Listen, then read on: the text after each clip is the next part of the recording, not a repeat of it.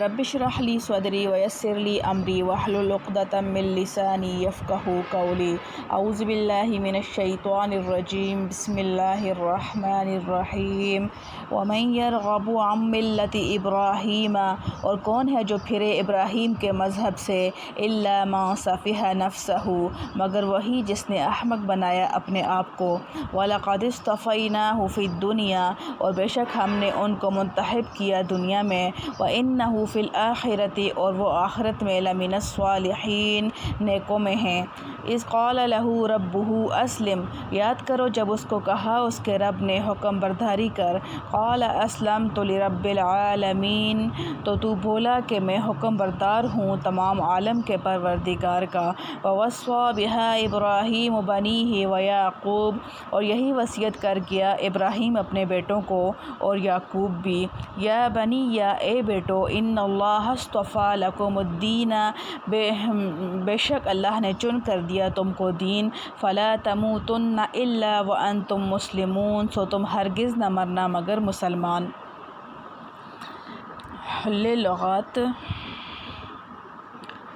ترجمہ شیخ الہند رحمۃ اللہ علیہ اسی پر مبنی ہے، اس لیے سفیہ نفسہ کے معنی پہلی توجیہ کے اعتبار سے وہ ہیں جو خلاصہ تفسیر میں لیے گئے کہ اپنی ذات ہی کے احمق ہو، اور دوسرے توجیہ پر معنی یہ ہوں گے کہ ملت ابراہیمی سے روگردانی وہی کرے گا جو اپنے نفس سے بھی جاہل ہو، یعنی اس کو خود اپنی ذات کی بھی خبر نہ ہو کہ میں کیا ہوں۔ خلاصہ تفسیر، اور ملت ابراہیمی سے تو وہی روگردانی کرے گا جو اپنی ذات سے احمق ہو، اور ایسی ملت کے تارک کو کیوں کر احمق نہ کہا جائے جن کی یہ شان ہو کہ اسی کی بدولت ہم نے ابراہیم علیہ السلام کو عہدہ رسالت کے لیے دنیا میں منتخب کیا، اور اسی کی بدولت وہ آخرت میں بڑے لائق لوگوں میں شمار کیے جاتے ہیں جن کے لیے سب ہی کچھ ہے۔ اور یہ انتخاب عہدہ رسالت کے لیے اس وقت ہوا تھا جب کہ ان سے ان کے پروردگار نے بطور الہام فرمایا کہ تم حق تعالیٰ کی اطاعت اختیار کرو، تو انہوں نے عرض کیا کہ میں نے اطاعت اختیار کی رب العالمین کی۔ بس اسی اطاعت کے اختیار کرنے پر ہم نے ان کو شرف نبوت دے دیا، خواہ اسی وقت ہو یا بعد چندے، اور اسی ملت موصوفہ پر قائم رہنے کا حکم کر گئے ہیں۔ ابراہیم علیہ السلام اپنے بیٹوں کو، اور اسی طرح یعقوب علیہ السلام بھی اپنے بیٹوں کو، جس کا یہ مضمون تھا کہ میرے بیٹو، اللہ تعالیٰ نے اس دین اسلام و اطاعت حق کو تمہارے لیے منتخب فرمایا ہے، تو تم دم مرگ تک اسی کو مت چھوڑنا، اور بجز اسلام کے اور کسی حالت پر جان مت دینا۔ معارف و مسائل، سابقہ آیات میں ملت ابراہیمی کے بنیادی اصول اور ان کے اتباع کی تاکید اور ان سے انحراف کی خرابی کا بیان ہے، جس میں یہود و نصارہ کے اتباع ملت ابراہیمی کے متعلق دعووں کی تردید، اور صرف ملت اسلام کا ملت ابراہیمی کے مطابق ہونا، اور دین اسلام کی حقیقت، اور یہ کہ وہ تمام انبیاء کا مشترکہ دین ہے، ذکر کیا گیا ہے۔ مذکورہ آیات میں انبیاء علیہم السلام کا اپنی اولاد کے دینی اور روحانی تربیت کی طرف خاص توجہ اور اہتمام کرنا مذکور ہے۔ پہلی آیت میں ملت ابراہیمی کی فضیلت اور اسی کی وجہ سے حضرت ابراہیم علیہ السلام کا دنیا اور آخرت میں شرف اور بزرگی بتلا کر ان کی ملت سے انحراف کرنے کو احمقانہ کام بتلایا گیا ہے۔ ارشاد ہے، وَمَن يَرْغَبُ عَن مِّلَّةِ إِبْرَاهِيمَ إِلَّا مَن سَفِهَ نَفْسَهُ، یعنی ملت ابراہیمی سے روگردانی صرف وہی شخص کر سکتا ہے جس میں ذرا عقل نہ ہو، کیونکہ یہ ملت عین دین فطرت ہے، کوئی سلیم الفطرت انسان اس سے انکار نہیں کر سکتا۔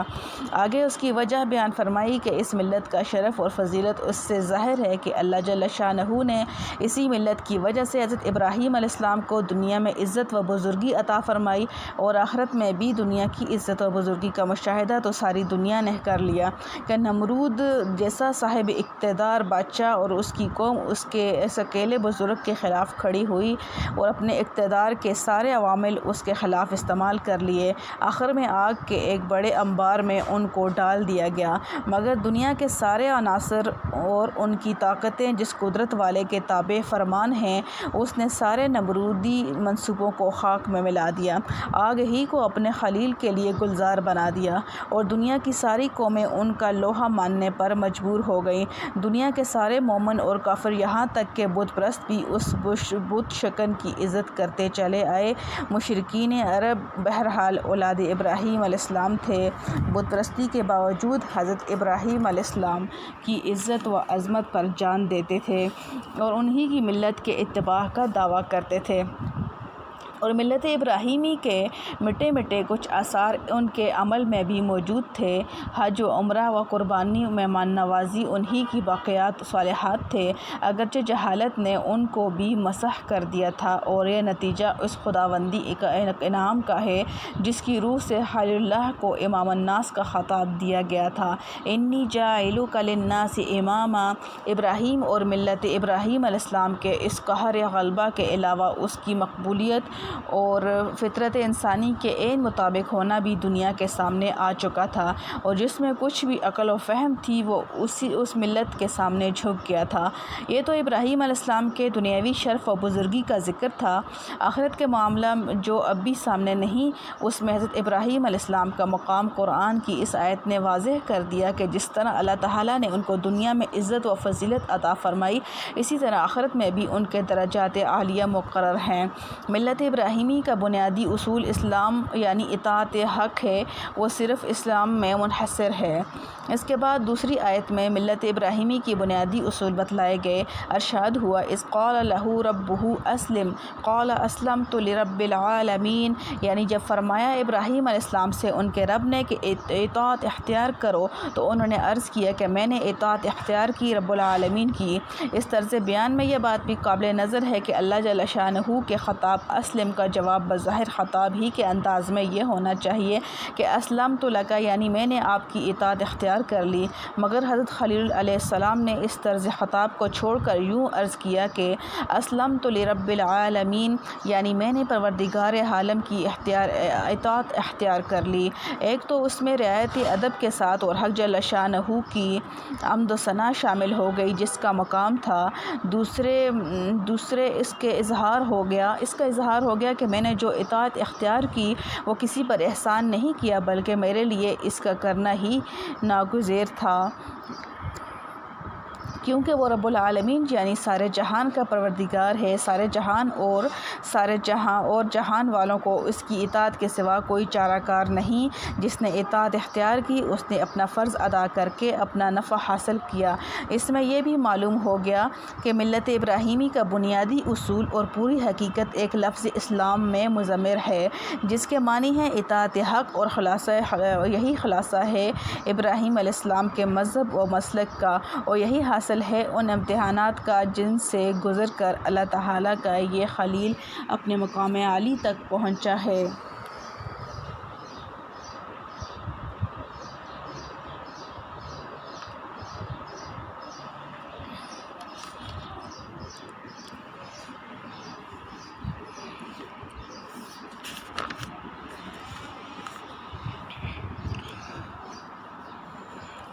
اور اسلام یعنی اطاعت حق ہی وہ چیز ہے جس کے لیے یہ سارا جہان بنایا گیا اور جس کے لیے انبیاء علیہ السلام بھیجے گئے، آسمانی کتابیں نازل کی گئیں۔ اس سے یہ بھی معلوم ہو گیا کہ اسلام ہی تمام انبیاء علیہ السلام کا مشترکہ دین اور نقطہ وحدت ہے۔ حضرت آدم علیہ السلام سے لے کر خاتم الانبیاء صلی اللہ علیہ وسلم تک ہر آنے والے رسول اور نبی نے اسی کی طرف دعوت دی، اسی پر اپنی امت کو چلایا۔ قرآن کریم نے واضح الفاظ میں فرمایا ان الدین عند اللہ الاسلام ومن یبتغ غیر الاسلام دینا فلن یقبل منہ،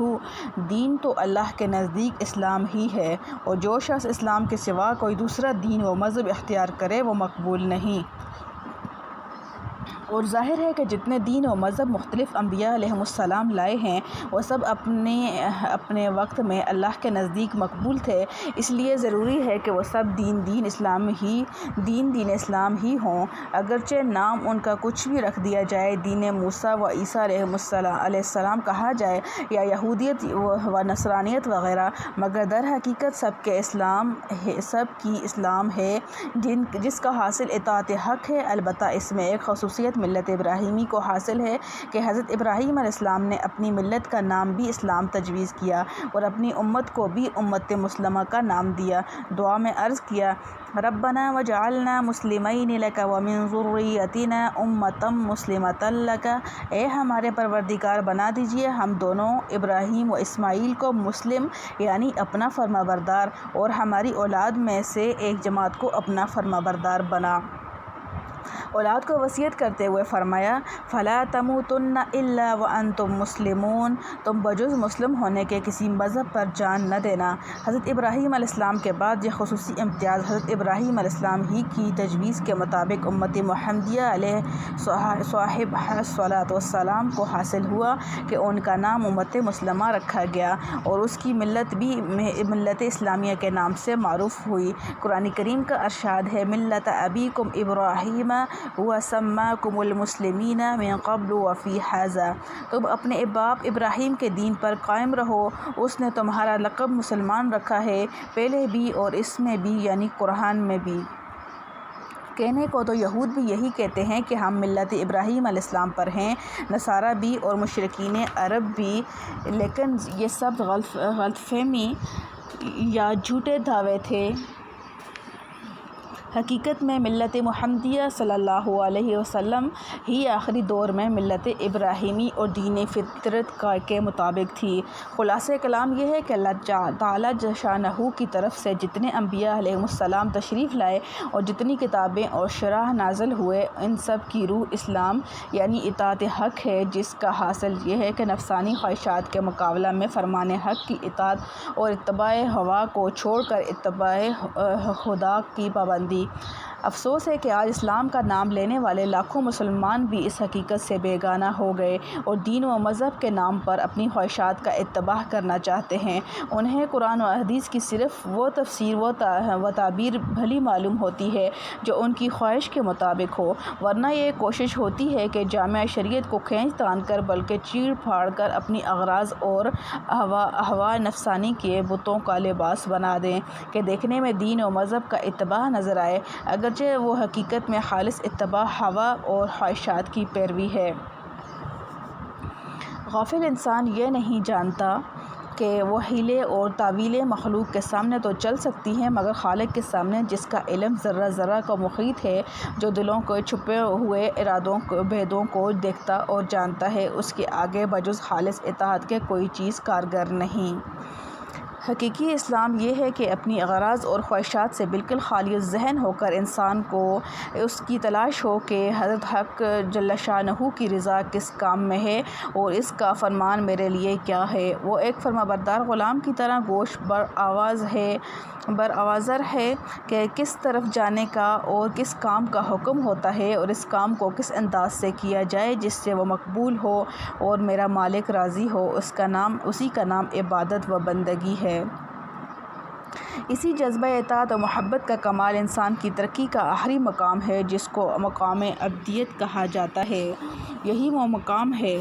جہاں پہنچ کر حضرت ابراہیم علیہ السلام کا خطاب پاتے ہیں اور سید المرسل خاتم الانبیاء صلی اللہ علیہ وسلم کو عبدنا کا خطاب ملتا ہے۔ اسی عبدیت اور اطاعت کی ذیلی درجات پر امت کے اولیاء، اقطاب و ابدال کے درجات دائر ہوتے ہیں اور یہی حقیقی توحید ہے جس کے حاصل ہونے پر انسان کے خوف و امید صرف اللہ جل شانہ کے ساتھ وابستہ ہو جاتے ہیں۔ غرض اسلام کے معنی اور حقیقت اطاعت حق ہے اور اس کا راستہ صرف اتباع سنت رسول اللہ صلی اللہ علیہ وسلم میں منحصر ہے، جس کو قرآن کریم نے واضح الفاظ میں اس طرح ارشاد فرمایا فَلَا وَرَبِّكَ لَا يُؤْمِنُونَ حَتَّى يُحَكِّمُوكَ فِي مَا شَجَرَ بَيْنَهُمْ ثُمَّ لَا يَجِدُوا فِي أَنفُسِهِمْ حَرَجًا مِّمَّا قَضَيْتَ وَيُسَلِّمُوا تَسْلِيمًا، تیرے رب کی قسم وہ کبھی مومن نہ ہوں گے جب تک وہ اپنے آپ کو اپنے تمام اختلافی معاملات میں حکم تسلیم نہ کر لیں اور پھر آپ کے فیصلہ سے کوئی دل تنگی محسوس نہ کریں اور فیصلے کو ٹھنڈے دل سے تسلیم نہ کریں۔ مسئلہ آیت مذکورہ میں حضرت ابراہیم علیہ السلام نے اپنی اولاد کو وصیت فرمائی اور ان سے عہد لیا، وہ یہ تھا کہ اسلام کے سوا اور کسی حالت اور کسی ملت پر نہ مرنا۔ مراد اس سے یہ ہے کہ اپنی زندگی میں اسلام اور اسلامی تعلیمات پر پختگی سے عمل کرتے رہو تاکہ اللہ تعالیٰ تمہارا خاتمہ بھی اسلام ہی پر فرما دے، جیسا کہ بعض روایات میں ہے کہ تم اپنی زندگی میں جس حالت کے پابند رہو گے اسی حالت پر تمہاری موت بھی ہوگی اور اسی حالت میں محشر میں قائم ہوگے۔ اللہ جل شانہ کی عادت یہی ہے، جو بندہ نیکی کا قصد کرتا ہے اور اس کے لیے اپنا مقدور کے مطابق کوشش کرتا ہے تو اللہ تعالیٰ اس کو نیکی کی توفیق دے دیتے ہیں اور یہ کام اس کے لیے آسان کر دیتے ہیں۔ اس معاملہ میں اس حدیث سے شبہ نہ کیا جائے جس میں یہ ارشاد ہے کہ بعض آدمی جنت کے کام اور اہل جنت کے عمل ہمیشہ کرتا رہتا ہے، یہاں تک کہ اس شخص اور جنت کے درمیان صرف ایک ہاتھ کا فاصلہ رہ جاتا ہے، مگر پھر اس کی تقدیر غالب آ جاتی ہے اور اہل دوزخ کے کام کرنے لگتا ہے اور انجام کار دوزخ میں جاتا ہے۔ اسی طرح بعض آدمی دوزخ کے کام میں مشغول رہتا ہے، یہاں تک کہ اس کے اور دوزخ کے درمیان صرف ایک ہاتھ کا فاصلہ رہ جاتا ہے، پھر تقدیر غالب آ جاتی ہے اور آخر عمر میں اہل جنت کا کام کرنے لگتا ہے اور جنت میں داخل ہو جاتا ہے۔ وجہ یہ ہے کہ اس حدیث کے بعض الفاظ میں یہ قید بھی لگی ہوئی ہے کہ فیما یبدؤ للناس، یعنی جس نے عمر بھر جنت کے کام کیے اور آخر میں دوزخ کے کام میں لگا، در حقیقت اس کے پہلے کام بھی دوزخ ہی کے عمل تھے، مگر لوگوں کے ظاہر میں اور دیکھنے میں وہ اہل جنت کے عمل معلوم ہوتے تھے۔ اسی طرح جو دوزخ کے اعمال میں مشغول رہا، آخر میں جنت کے کام کرنے لگا، در حقیقت وہ اول ہی سے جنت کے کام میں تھا، مگر ظاہر نظر میں لوگ اس کو گناہگار سمجھتے تھے۔ خلاصہ یہ کہ جو آدمی نیک کام میں مشغول رہے اس کو اللہ تعالیٰ کے وعدہ اور عادت کی بنا پر یہی امید رکھنا چاہیے کہ اس کا خاتمہ بھی نیکی پر ہوگا۔